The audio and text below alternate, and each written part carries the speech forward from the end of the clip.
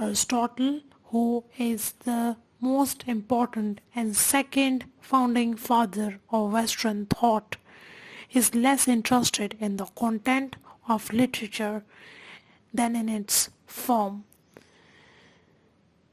Plato's Republic is about his literary theory, remarking on the place of poets and poetry, whereas Aristotle's Poetics first is a first full work in the Western tradition devoted specifically to literary criticism. To understand Aristotle's views on poetry and poetics, it is important to understand how he looked at the nature of reality and human and the material world and the human perception of reality, and to see how his views contrasted with Plato. This video is all about this concept. For Aristotle, art is not necessarily an imitation or representation of nature or of the world we perceive with our senses. Rather, for Aristotle, art is a process of arranging nature into a medium, and that medium can be either words or paints. Words in field of poetry and paints in the way of painting. And this mediums and this art and poetry improves on or completes nature. Art doesn't lie according to Aristotle's view, but it reveals truth in a different way that rational and deduction cannot suggest, and thus threatening to the logic and rationality. So art is, that's why, threatening to logic and rationality, which Plato suggests.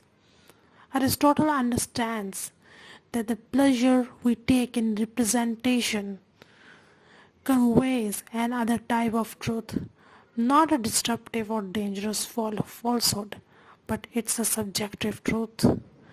For Aristotle, reality doesn't exist in static eternal world of ideas in relation to which the material world is a flawed imitation.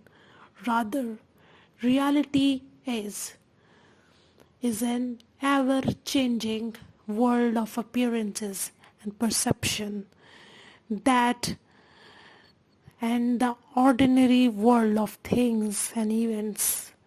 Within this ever-changing world, form appears only in concrete instances, whereas Plato thought that any particular chair, which is the concrete form of the ideals, is an inferior copy or imitation of the ideal form of chair. This form of chair, and what is ideal form of chair? This form of chair cannot be perceived through our senses directly, but can only be deducted through our logical process. For Aristotle, by drawing a contrast between Plato and Aristotle, the only way we can know the essence of chair or the true meaning of chair is through individual instances of chair. For Aristotle, forms exist in only concrete or material. There is nothing abstract like what Plato suggests.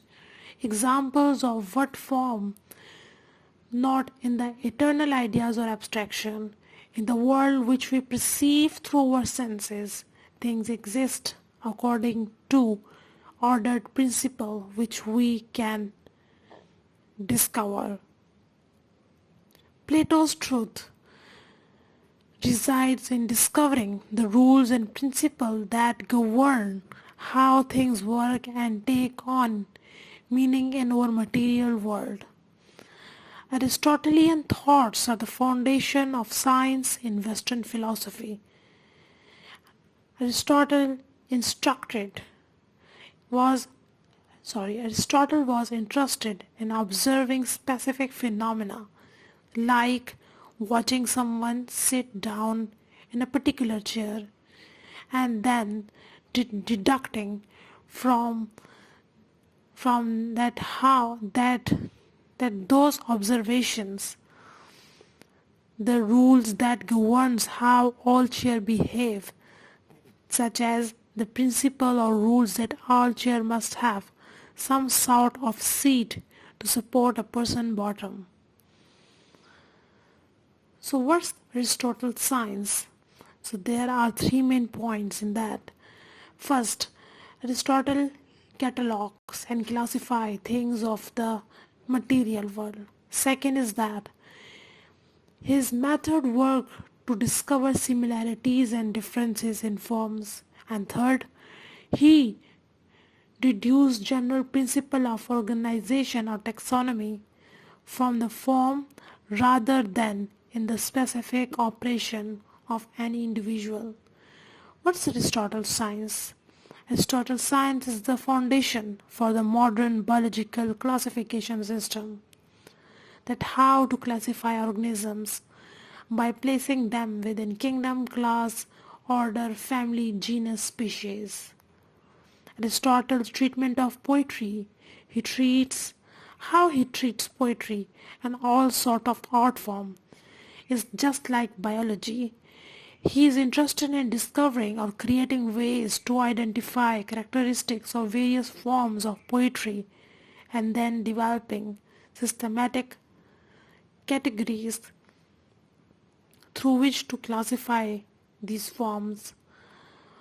While Plato, he founds the tradition of moral criticism by worrying about what a work of poetry does to its audience, versus Aristotle, whereas Aristotle founds the tradition of genre and a criticism of genre criticism by investigating that what a particular work is rather than what it does. Aristotle's Poetics is a book by Aristotle examines two things. It examines literature in forms of its eternal structure, and second, it focuses on drama, working to identify the formal properties of comedy and tragedy.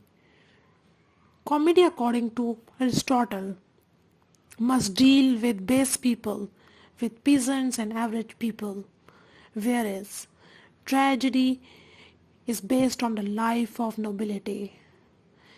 Aristotle's criticism is interested in discovering the essential qualities of each of the different kind and forms of literature, and then determining how, in what proportions all the elements of any particular form should come together to form one unified literary work.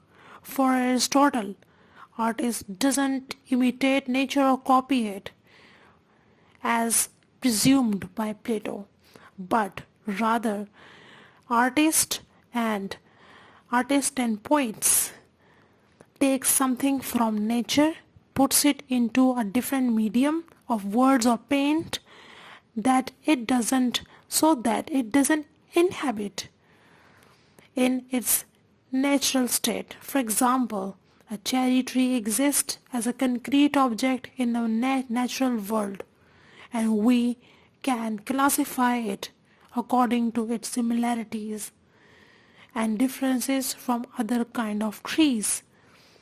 As an artist comes along and paints a picture and write a poem of cherry tree, he is actually creating a new version of the cherry tree and recreates it in words or colors.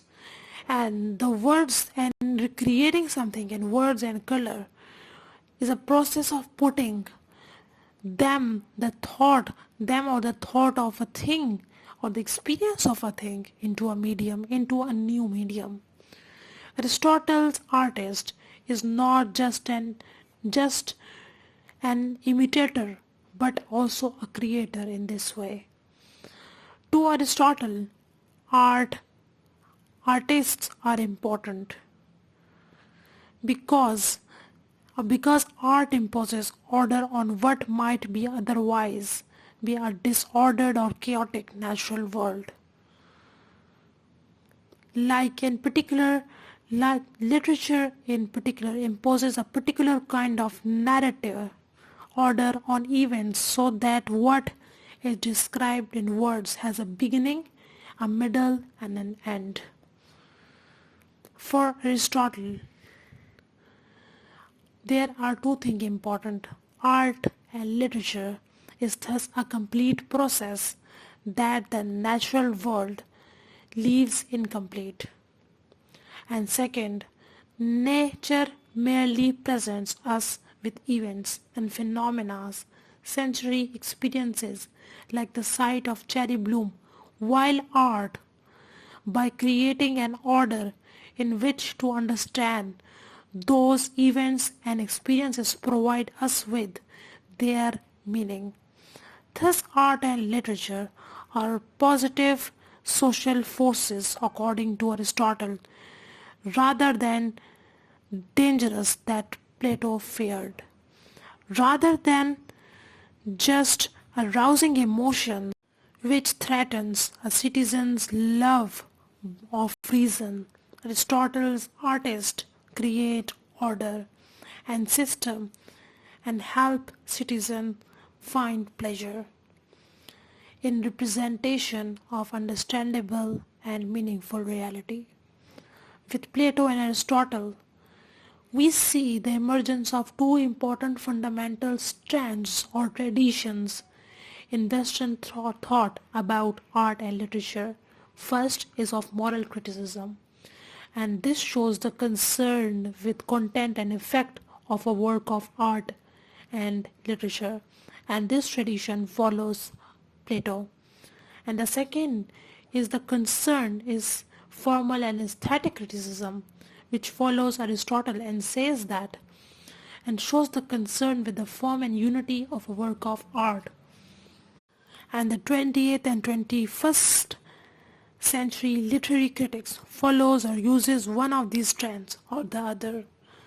So that was all about Aristotle's literary criticism, and the next video is going to be about Horace.